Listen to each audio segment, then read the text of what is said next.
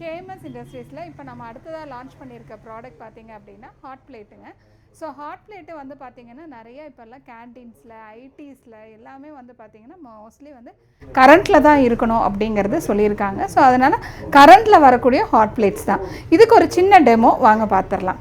On பண்ணிக்கிறோம். On பண்ணிட்டீங்கன்னொடனே உங்களுக்கு பச்சை பட்டன் ஆன் ஆயிரும். மறுபடியும் நம்ம அதுக்கு வந்து எவ்வளோ டெம்பரேச்சர் வேணுமோ அந்த டெம்பரேச்சர் வைக்கும்போது உங்களுக்கு அந்த சிகப்பு பட்டன் வந்து ஆன் ஆகிடும்.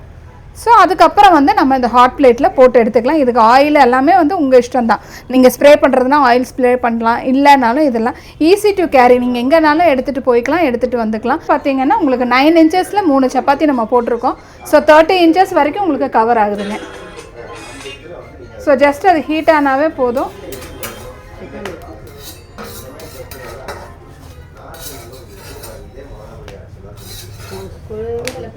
நமக்கு டெம்பரேச்சர் வேணும் அப்படின்னம்னா கண்டிப்பாக டெம்பரேச்சரை நம்ம அட்ஜஸ்ட் பண்ணிக்கலாங்க.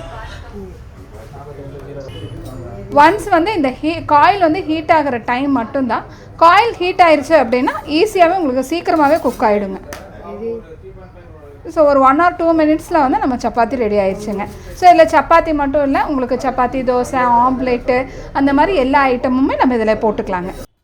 இது மாதிரி பார்த்தீங்கன்னா உங்களுக்கு 8 இன்ச்சஸ் 9 இன்ச்சஸில் உங்களுக்கு வந்து 3 சப்பாத்தி கிடைக்கும். கிட்டத்தட்ட 30 இன்ச்சஸ் இருக்குது உங்களுக்கு லென்த்து.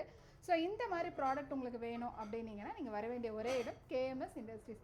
ஸோ கேஎம்எஸ் இண்டஸ்ட்ரீஸ் நம்ம சென்னை பல்லாவரத்தில் லொக்கேட் ஆகிருக்குங்க. அது மட்டும் இல்லைங்க, கோயம்புத்தூரில் ரயில்வே ஸ்டேஷன் பக்கத்தில் கலெக்டர் ஆஃபீஸ் கிட்டே இருக்குது. ஸோ கேரளாவில் பார்த்தீங்கன்னா திருர் மற்றும் கண்ணூர்லேயும் இருக்குது. ஸோ நியர்பை எங்கேனாலும் நீங்கள் வந்து பார்க்கலாம் வாங்க.